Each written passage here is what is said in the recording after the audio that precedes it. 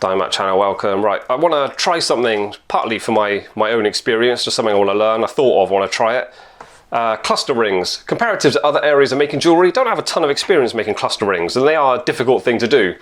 So my idea is I want to try was seeing this, something I made in a previous video, and it takes ages. You're marking out the stones, the metalwork around the stones. You have to do these perfect little circles, perfect little circles, and it's a lot of work going around the outside and the inside.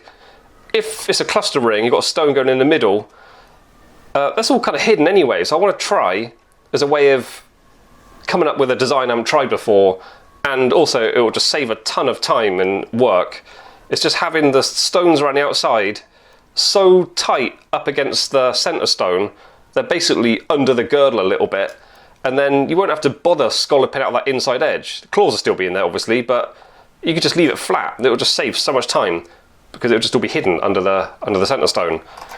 So I've got these CZs I like working with. That's an 8mm stone, and then going around it roughly 10 seem to work can't speak today. 10 seems to give me the design I want, so I'll just quickly put these stones in a circle. Right, go away. I'll show you a trick I do. It's impossible to maneuver these, or very time consuming to maneuver these in a nice circle. So what I like to do is not bother. I just get a template.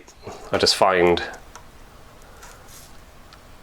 one where it just knocks them into a circle. So there you go, circle. They are touching way too much. Ideally you want a bit of a gap around them just for the best looks, but sometimes you're working with customers' jewellery, they've only got a certain amount of money to spend, or they're giving you a certain amount of stones. They want a cluster ring, so you've got to space them out accordingly, but the general rule is, I think, more gappy, the sort of worse it looks, and you start to see a lot of metal in between them, but you can do it. So yeah, anyway, perhaps slightly out more than that is going to definitely be good for my idea. It's not going to be flat, it's going to be on a domed bit of metal. So next step, I'm thinking of, I'll just quickly get a rough measurement of that, like really rough, like just doing that. There you go, 13, like I literally just call that 14mm even. 14mm, domed, open up a little bit more. You can probably see I've already got a circle on that. I actually think that's not quite enough. Yeah, just give yourself plenty to work with, because when it's domed, you lose a few dimensions and stuff, and I don't know, just play it safe. Give yourself loads more than you think you might need. So I drew that circle. I'm just going to open up a little bit more.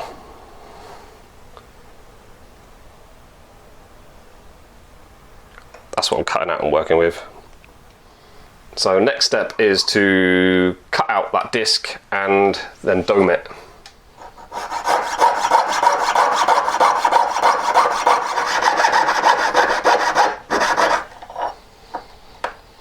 I think I said this before on the channel recently. When you're cutting out from a disc, you don't always have to hold it on top. Sometimes it's helpful to push it up under the peg. Mind your fingers though.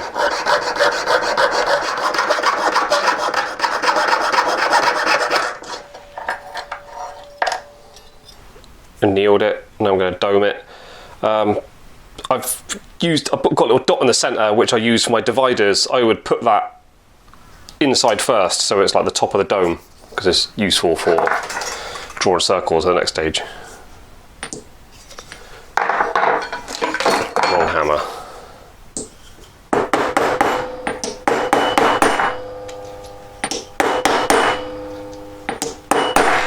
I like things perhaps more domey than other jewellers. I just think it helps things look better. So my stone is 8mm, yeah. 4mm radius. About, just want the circle to understand about where the outer edge is. I'm glad you saw all of that on camera. I just used my dividers to score a circle on top. Drill, oil. Might as well just use that divider mark to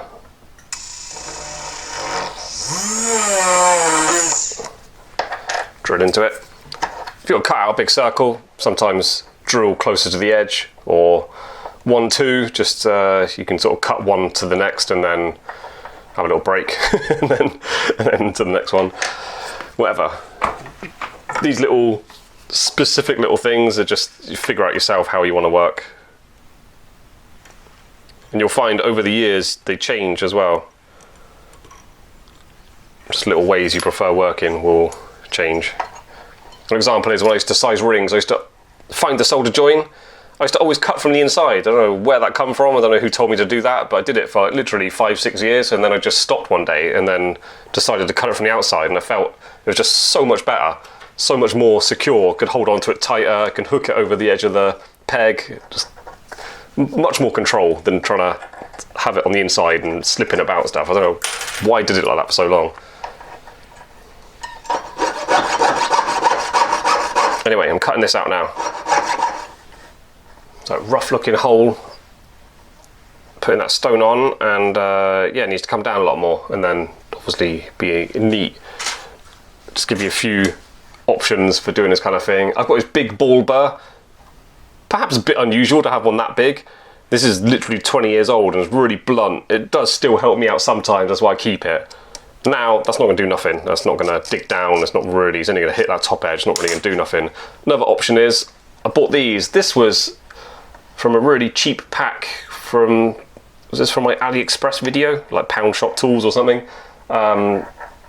Like terrible quality, but worth keeping on to because it's quite big, can be useful. I could put that through, then put that in my drill, and then spin it and pull it down into that. That would actually probably work quite well. Or, I just wanted to mention, don't be afraid of using whatever you've got. Like, because at the start of my apprenticeship, yeah, I was told off for putting my finger on my file like that, saying that's wrong technique, I've got to hold it like that only, and there's just stuff that's just nonsense. So with that in mind, I will happily use whatever I've got that will work. So I've got this drill attachment, like a diamond burr. Look at that. Let me, before I slice my finger open, let me hold on to that with some pliers.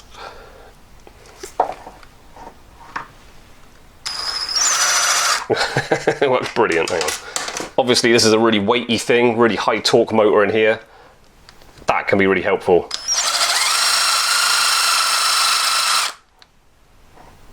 Rounded it off. Lovely.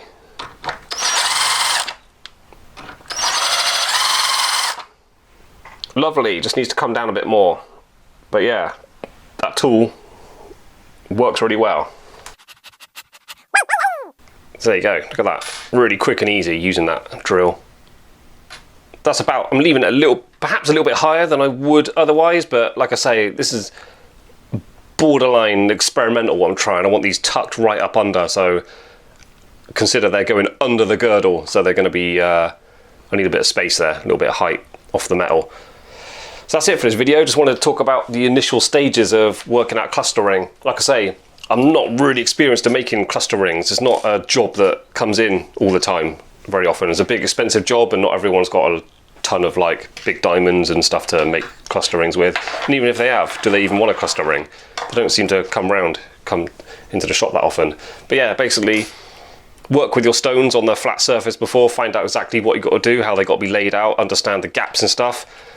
Understand what you've got to do on the flat surface first, then transfer it to your metal. You want to decide the thickness of your metal as well. You want to be thinking ahead about your gallery wires and stuff if you're having one. If not, don't have to, like that wouldn't have. That's just an extra thick bit of metal. It's like 1.2 thick or something. You can go thinner and then have galleries and stuff. So adds complication, adds difficulty, adds cost, adds time.